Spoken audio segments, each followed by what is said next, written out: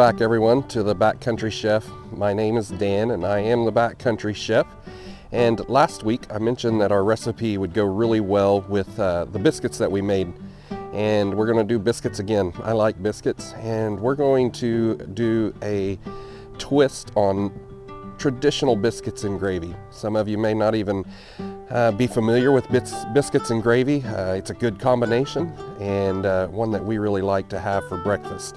Right now I'd like to take the opportunity just to ask you to subscribe to our channel and to hit the notification bell so you know when we post new videos, and also to leave us a comment.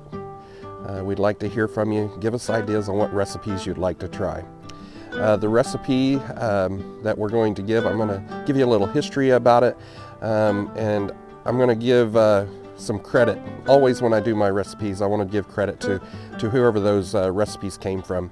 If you submit a recipe, I'd like to ask that you give us the history of where you came up with that recipe. Part of the fun of a recipe is to kind of know where it came from and what it means to everybody. I mentioned in the last video that some of the recipes that I get will be recipes that are handed down from the family. Some will be some that I've taken from the internet, some will be from books, some will be from other YouTube creators.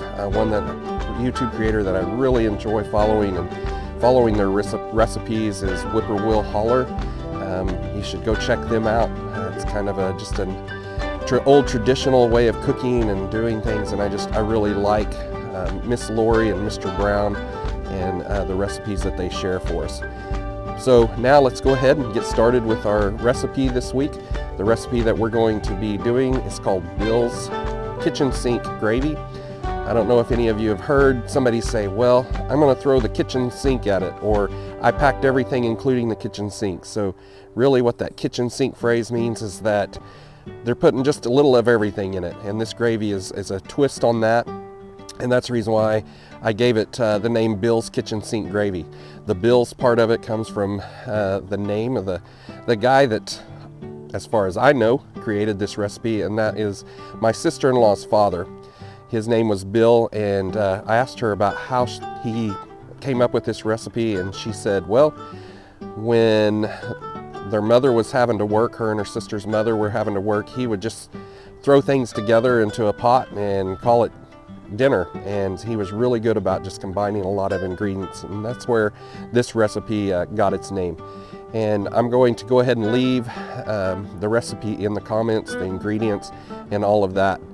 But let's go get started on actually cooking this recipe. At the end of this video, I will be sharing with you maybe a little secret ingredient that my sister-in-law didn't use, but that I like to put on a lot of my dishes. A certain spice that I like to use. I'm going to share that with you at the end if you'll stick with me. A little more on the history of this recipe.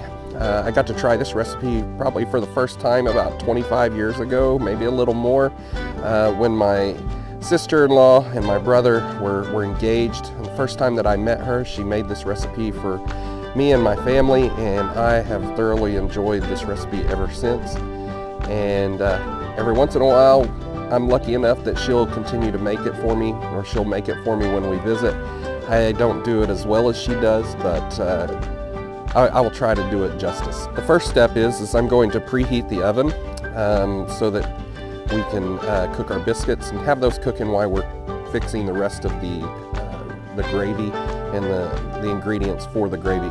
I'm going to use, like you saw in the last video, I'm going to use the adult easy bake oven, or the Coleman Camp oven again, just because it's easier. And I'm also going to be using wampum biscuits just to make it a little bit quicker. So I'm going to preheat the oven to 350 degrees, or whatever it says on the can of biscuits. I'm going to place the biscuits into a greased pan and then bake as directed. For making the gravy, I'm going to be using my 5-inch Firebox Gen 2 with charcoal. I'm going to also be using a Firebox stove Scout with wood pellets as the fuel for it. Again, as I mentioned on the last video, I really enjoy Firebox and his products. They're just so versatile in the way that they can be used. and I'm just a thorough believer in the quality and workmanship behind them, so I would ask that you just go check them out. I've added a link again in the description box. I also would say check out his YouTube channel, as it's very informative, and he just goes to some amazing places to cook some amazing meals, and that's what this channel is all about. It's just getting out and cooking in new places. I'm going to also be using the firebox skillets to prepare the meal in. The list of ingredients that we're going to be using for today is 1 can of wampum biscuits. I prefer the grands, or the bigger ones and the flaky ones, but around here, I don't know about you, but it's kind of hard to get some groceries right now, and I couldn't get any of the ingredients or the big biscuits. I had to go for just the small biscuits. They'll work too. Just add a couple more into your serving and enjoy it. We'll also be using 1 pound of chopped bacon. I go ahead and pre-chop that so that it's easier. You can cook it and then chop it up afterwards, but I just made it easier for me to go ahead and pre-chop it. I use 1 pound of ground breakfast sausage, 2 tablespoons of flour, 2 cups of milk, salt and pepper as desired, and then 2 hard-boiled eggs. And again, I go ahead and pre-cook those as well. Now that we've discussed the ingredient list, I'm going to go through the steps and walk you through how we're going to do this. The first thing we're going to do is to cook the bacon and sausage. I'm going to use 2 different pans for this, just to make it a little bit quicker. I guess you could add it together. It's probably going to have a lot of grease in it, but we're going to go ahead and cook these separate. Again, it's always best to prep the ingredients if you can before you go out into the woods or to that special location. Just makes it easier and quicker.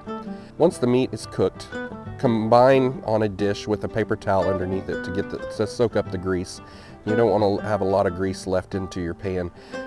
You are going to want to leave about 2 tablespoons, give or take, of your sausage grease to make your gravy with. You could use either the bacon grease or the sausage grease for your gravy. I prefer to use the sausage grease. My grandmother always says to keep the drippings, and because that makes the best gravy, and I think that the sausage drippings is what makes the best gravy. After you've set this to the side, you're going to want to let your pan cool for a little bit. You're going to maybe even let your stove burn down a little bit so that you're on low heat. And you're going to put your 2 tablespoons of flour into your sausage grease that's left over, and to mix that around until it makes a roux. It's going to, and then let that cook for a couple of minutes. If you don't let it cook for a couple of minutes, as you continually stir it, you're going to it's going to have a flavor of flour and not the good flavor of that sausage grease. After your roux has been mixed or made, slowly add the milk to the roux and constantly mix. Make sure the pan is not too hot so you don't scald the milk. On a side note, you can use packaged gravy for this if you wanted to. It works just as well, but I like to make things from scratch when I can, but sometimes it is about making it easier, just like we're doing with the canned biscuits. If you wanted to, you could use packaged gravy for this. As you're mixing things together, if your gravy gets to be too thick, add just a little bit more milk. If it gets too thin, add a little bit of flour, but you're going to want to add just a little bit at a time because just a little bit can make some drastic changes. After you've got your gravy made, salt and pepper to taste. Add your bacon to your gravy. Add the sausage to your gravy. Take your eggs, your hard-boiled eggs, chop them up into small pieces and add that to your gravy as well. Then mix everything together. Then we're going to pull out the biscuits, and we're going to top our biscuits with this Bill's Kitchen Sink gravy.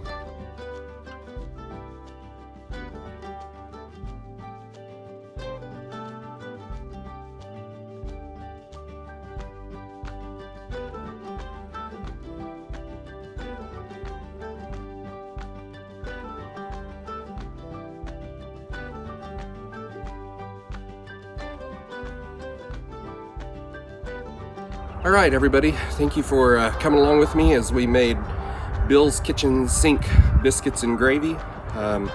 Man, they really are good. We're gonna test that out really quick and see how it is. Oh, before I do that though, I remember I told you that I was going to tell you about a spice that I like to use. I really add it to a lot of different things. You'll see me use it a lot. But that spice is Slap Your Mama.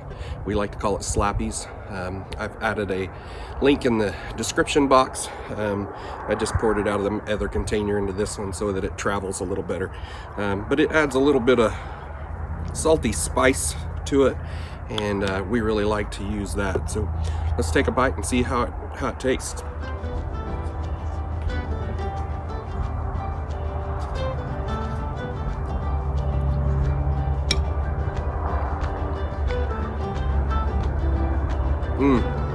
That is so good.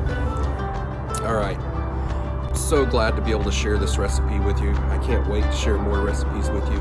Next week's recipe will be a nice, fairly easy change to maybe a favorite or a classic, an easy classic thing that you might eat for lunch. So waiting for next week. Can't wait to share the next recipe with you. Until next time, get outside and find an amazing place to cook something new.